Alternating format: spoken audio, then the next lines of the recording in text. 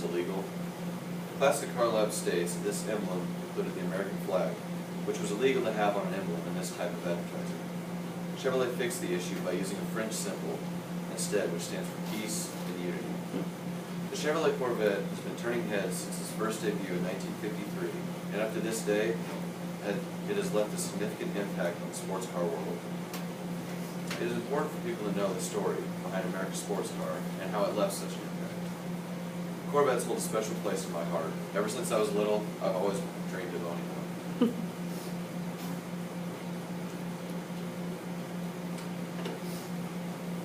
The Corvette has been through 7 generations, each one of them individually special. The history of this car is rather unique and intriguing. From the C1 all the way to the C7, there have been dramatic changes to every aspect of the car. America's sports car was first introduced in 1953, and at first, it struggled to become a success, but after a few years, it began to become one. In his book, The Complete Book of Corvette, Mike Mueller, an automotive photojournalist, says that all the C1 Corvettes were convertibles. Nick Schatz, who works for a Corvette dealership in Forest Lake, Minnesota, states that one reason that the C1 struggled at first is because it was slow in acceleration tests and did not turn corners all that aggressively, which is not good in terms of racing.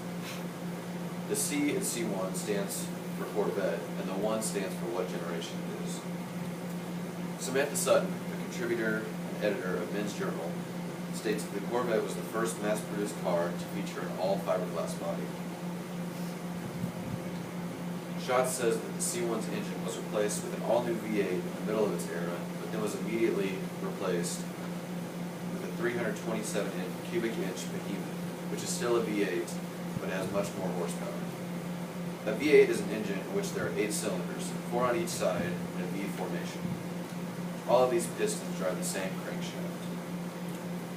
The C1's last model year was 1962.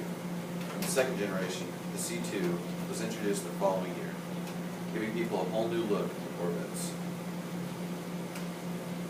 The C2 is the rarest of the Corvettes and was completely redesigned, making this one of the most treasured cars in history.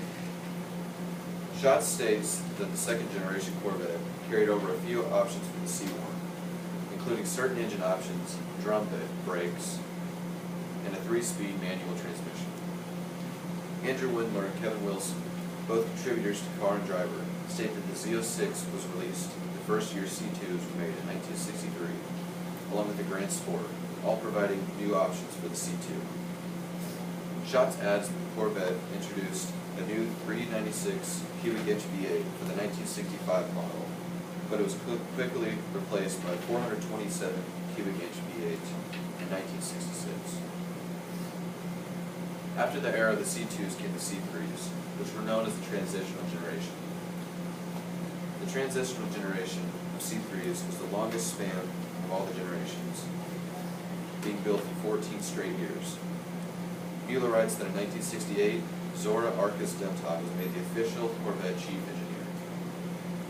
The journalist for Men's Journal, Samantha Sutton, says that the reason the C3s were in the transitional generation is because of all of the regulations they were hit with as a result of emissions. Schatz stated that due to these regulations, Chevrolet was forced to downsize their engines, causing a major decline in horsepower. Winder and Wilson added that in 1975, the government required all vehicles to have a catalytic converter, which reduces emissions of harmful gases. These and many other factors resulted in a depressing year for the Corvettes, which now only put out 165 horsepower. Sutton said that despite hitting some rough spots, America's sports car was still very popular, as Chevrolet sold 58,307 Corvettes in the year of 1979. As Chevrolet learned how to cope with these new regulations, they introduced the C4 and continued to improve the car's horsepower. The C4 debuted in 1984 and included a shortened wheelbase, aluminum suspension, and a digital gauge cluster, or in other words, a digital dashboard. In paragraph 28 of their article, Winder and Wilson state that Chevrolet didn't make the Corvette in 1983, simply because they were recovering and preparing for the release of the 1984 C4. The Later in their article, they also say that the peak of the C4's performance was in 1990 when Chevrolet introduced the ZR1, which contains a 5.7-liter V8, which is capable of 375 horsepower. Schatz, in paragraph 12 of his article, says that over the next few years, the Corvette had minor improvements in the transmission, wheels, tires, and of course, the engine. The C4 models came to an end of production in 1996, which led to the release of the C5s. The C5 was released in 1997 and came into the game with major performance improvements. Mueller states in his own creative fashion that in 2003, Chevrolet Corvette celebrated its 50th birthday by barely slowing down below the canvas. What he is saying is that Chevrolet didn't slow down, but instead they just kept on going, pursuing new ideas and tackling new tasks.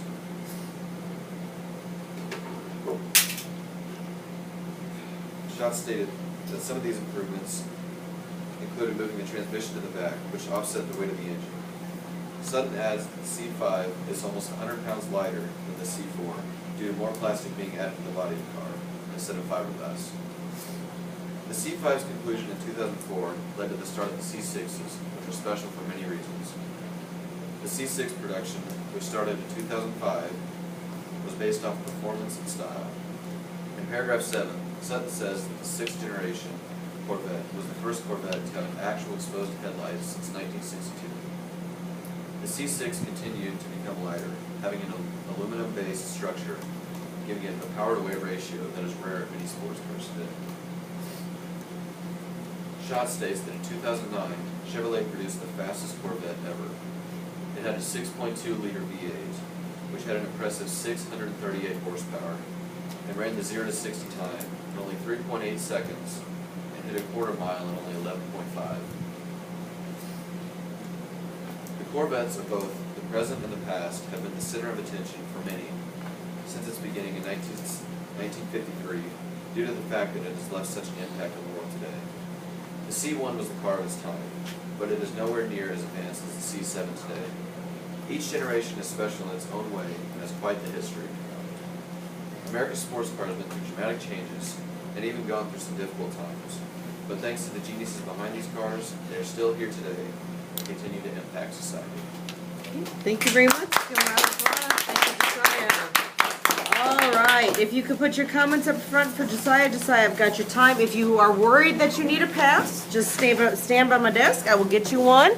Thank you for waiting.